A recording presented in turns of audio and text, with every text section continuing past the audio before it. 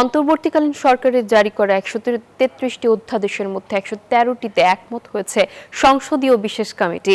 বৈঠক শেষে এমনটাই জানিয়েছেন কমিটির সভাপতি জয়নুল আবেদিন। তিনি বলেন, গণভোট রহিত করা নিয়ে মিথ্যাচার করছে জামায়াত। এ বিষয়ে একমতে আসতে না পারলে সংসদে আলোচনা হবে। একমত না হওয়া বাকি ২০টি অধ্যাদেশ নিয়েও পরে আলোচনা হবে। এর আগে জামায়াতের সংসদ সদস্য রফিকুল ইসলাম খান বলেন, গণভোট রহিতের জন্য বিল আনার কথা বলছে বিএনপি। গণভোট অস্বীকার করলে আর জুলাই চেতনাই থাকে না, তাই তারা এই প্রস্তাবে নারাজ জানিয়েছেন।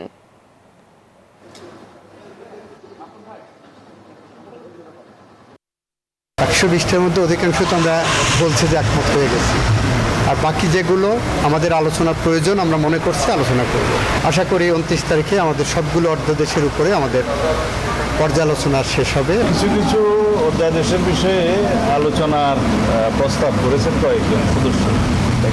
সেই আলোচনার জন্য আমরা ২৯ তারিখে আবার সেশনের পরে রাত ৮টা থেকে ৮:৩০ হবে, ওই সময় আমরা বাকি আলোচনাটা শেষ করার জন্য সময় নির্ধারণ করেছি।